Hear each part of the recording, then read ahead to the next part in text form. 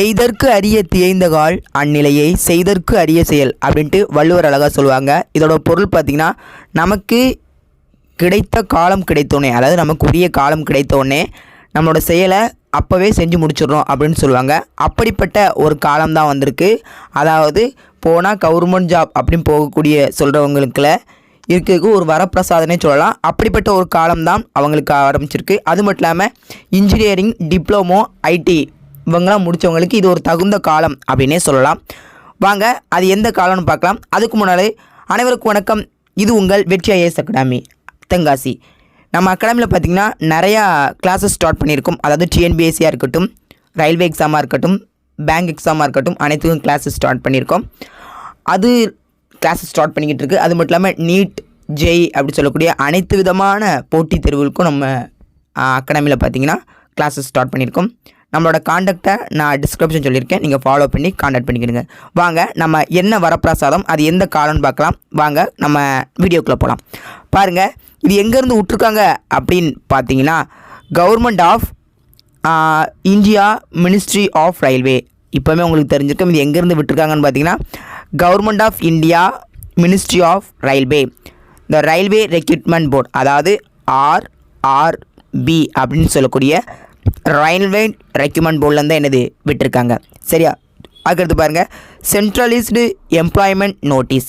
இது என்னது சென்ட்ரல், அதாவது இந்தியா ஃபுல்லாமே இந்த நோட்டிஃபிகேஷன் தான். எதுக்கு விட்டுருக்காங்கன்னு அடுத்ததில் அப்படியே சொல்லியிருக்காங்க பாருங்கள். Recruitment of assistant loco pilot, அதாவது இப்போ உங்களுக்கு புரியுமான்னு தெரியல, இதுக்கு அடுத்து சொல்லக்கூடியதை வச்சு புரிஞ்சுக்கிடுங்க. ஏஎல்பினா எல்லாருக்குமே தெரிஞ்சிருக்கும்.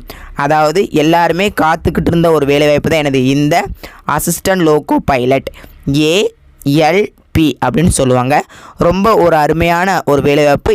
அதாவது இன்ஜினியரிங், டிப்ளமோ, ஐடிஐ முடித்தவங்க இந்த வேலைக்காண்டி தான் இவ்வளோ நாளும் காத்துக்கிட்டு இருந்திருப்பீங்கன்ட்டு நல்லாவே தெரியும். அதாவது பின்னு சொல்லக்கூடிய இன்ஜினியரிங், இல்லைனா எம்இ, அது மட்டும் இல்லாமல் ஐடிஐ, அது மட்டும் இல்லாமல் டிப்ளமோ, இது முடித்த எல்லாமே என்ன செய்யலாம்னா இந்த வேலைக்கு எலிஜிபிள். சரியா? வாங்க நம்ம வீடியோவில் அப்படியே போய்கிட்டே இருக்கலாம். ஃபஸ்ட்டு இம்பார்ட்டண்ட் டேட்ஸை பார்த்துக்கலாம். அதில் கொடுத்துருக்குதா இம்பார்ட்டண்ட் டேஸ் அப்படின்னு கொடுத்துருக்கா. இம்பார்ட்டண்ட் டேஸ் எங்கே கொடுத்துருக்கு பார்த்தீங்கன்னா, இந்த கொடுத்துருக்கா இம்பார்ட்டண்ட் டேஸ் அப்படின்னு கொடுத்துருக்கா. அம்பூரி போட்டு காமிக்க பாருங்க, இம்பார்ட்டண்ட் டேஸ் அப்படி கொடுக்கா. கரெக்டு. அந்த இம்பார்ட்டன்ட் டேஸ் எதெல்லாம் வாங்க பார்க்கலாம். ஃபஸ்ட்டு பாருங்கள், ஓப்பனிங் டேட் ஆஃப் அப்ளிகேஷன் எப்போ ஓப்பன் ஆகுது பார்த்தீங்கன்னா 20 ஜனவரி 2024 அன்று தான் என்னது அப்ளிகேஷன் ஓப்பன் ஆகுது. சரியா?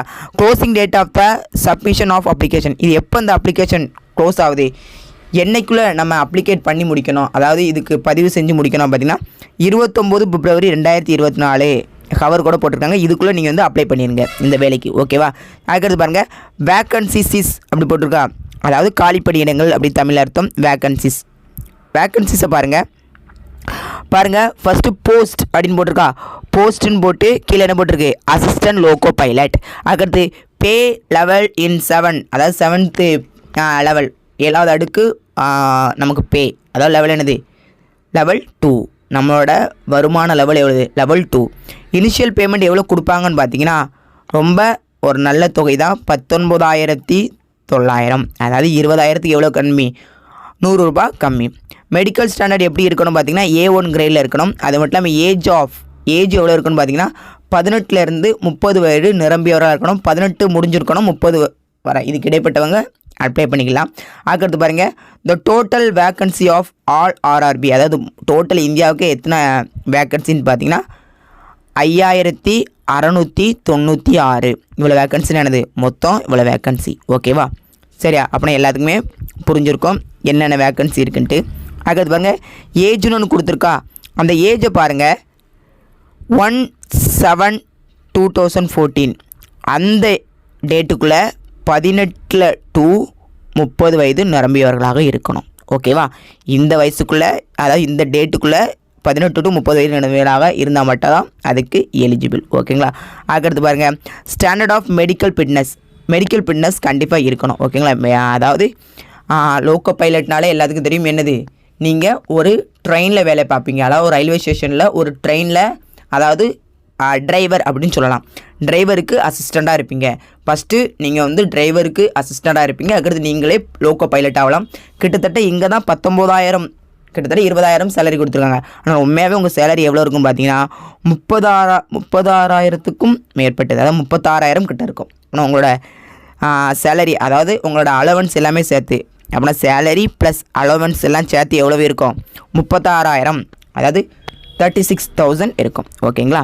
இது ரொம்ப ஒரு நல்ல ஜாப், எல்லாரோட கனவாக கூட இருக்கலாம். ரொம்ப ஒரு அருமையான ஜாப். ஓகேங்களா?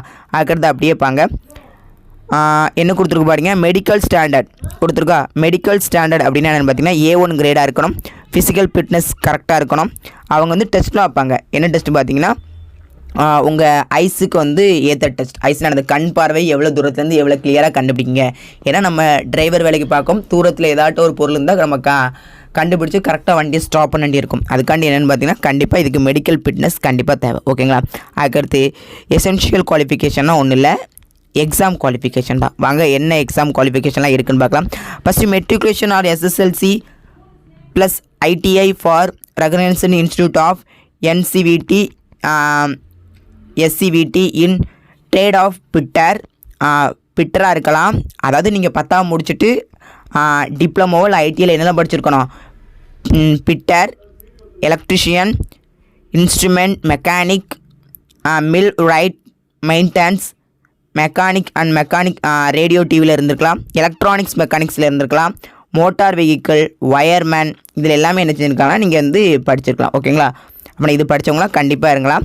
அதுக்கடுத்து பாருங்கள், SSLC முடிச்சுட்டு கம்ப்ளீட் ஆக்ட் அப்ரென்ஷியேட் இந்த ட்ரேட் மெஷினல் அபோ அதான் இருக்கலாம். இல்லைனா மெட்ரிகுலேஷன் முடிச்சுட்டு SSLC 3 இயர்ஸ் டிப்ளமோ படிச்சிருக்கலாம். டிப்ளமோ படிச்சிருந்தா கண்டிப்பாக நான் சொல்கிறது தான் எதெல்லாம் படிச்சிருக்கணும். அங்கே ஒன்று சொல்கிறேன், ITI முடிச்சிருக்கணும், இன்னொரு டிப்ளமோ முடிச்சிருக்கணும். இல்லைனா பொதுவாக எந்த BEனாலும் முடிச்சிருக்கலாம், எந்த இன்ஜினியரிங்னாலும் என்ன செய்யலாம், முடிச்சிருக்கலாம். அதை கூட எங்கே மென்ஷன் பண்ணியிருக்காங்கன்னு பார்த்தீங்கன்னா லாஸ்ட்டுக்கு முன்ன பாருங்கள், SSLC + 3 year diploma mechanical, electrical, electronics, automobile engineering இது படிச்சிருக்கலாம். இல்லைனா combination of variations of the engineering discipline for the recognised institute in ITI, இல்லைனா ITIயில் இல்லாத ஒரு இன்ஜினியரிங் இது படிச்சிருக்கணும். அதாவது பொதுவாக BE படிச்சிருக்கணும்.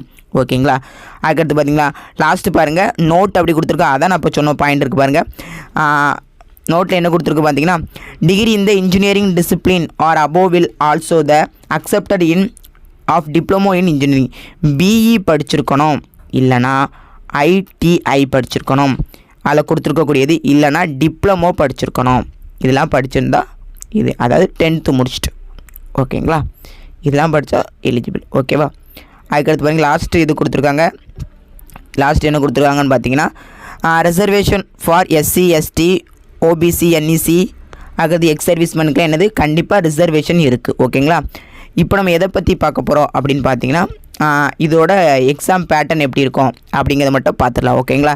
எக்ஸாம் பேட்டர்ன் எப்படி இருக்கும்னா CPTன்னு சொல்லுவாங்க. CPTன்னா என்னது? கம்ப்யூட்டர் பேஸ்டு டெஸ்ட் அப்படி சொல்லுவாங்க. இந்த கம்ப்யூட்டர் பேஸ்டு டெஸ்ட் வச்சு தான் நமக்கு வந்து டெஸ்ட்டு 3 விதமான டெஸ்ட்டுமே இருக்கும். ஓகேங்களா? 3 விதமான டெஸ்ட்டு. அதில் வந்து கிட்டத்தட்ட முக்கியமாக எடுக்கிறது ஒரு 100 மார்க்குக்கு 2ஆம் நிலைன்னு ஒரு தேர்வு வைப்பாங்க. ஃபஸ்ட்டு கம்ப்யூட்டர் பேஸ்டு எஜுகேஷனில் ஃபஸ்ட்டு ஒரு டெஸ்ட் வைப்பாங்க, எலிஜிபிள் டெஸ்ட்டு. அதுக்கடுத்து அதை ஷார்ட் டெஸ்ட் பண்ணி மெயின் டெஸ்ட் வைப்பாங்க. அந்த மெயின் டெஸ்ட்டில் நீங்கள் எவ்வளோ மார்க் எடுக்கீங்களோ அதுதான் உங்கள் கட் ஆஃப் வரும். டோட்டல் கட் ஆஃப் வந்து ஆல் ஓவர் இந்தியாவில் இருக்கும். உங்களுக்கு வேலை எங்கே கிடைக்கும் போது தமிழ்நாட்டுக்குள்ளே கிடச்சிடும். அதாவது உங்களுக்கு வேலை எங்கே கிடைக்குன்னு பார்த்தீங்கன்னா நம்மளோட சென்னை இல்லைனா திருச்சி, இங்கே என்ன கிடச்சுன்னா உங்களுக்கு வேலை கிடச்சிரும். ஓகேங்களா? அதனால் நீங்கள் கவலைப்படனா தமிழ்நாட்டுக்குள்ளே நீங்கள் வேலையை சூஸ் பண்ணிக்கலாம். ஓகேங்களா? சரி, இந்த வீடியோ உங்களுக்கு பயனுள்ளதாக இருந்திருக்கும். அடுத்த வீடியோவில் நம்ம என்னதை பார்ப்போம் பார்த்தீங்கன்னா இதோட எஜுகேஷனோட சிலபஸ் என்னென்னு அடுத்த வீடியோவில் கண்டிப்பாக பார்ப்போம். ஓகேங்களா? இதுக்கு கண்டிப்பாக அப்ளை பண்ணுங்கள்.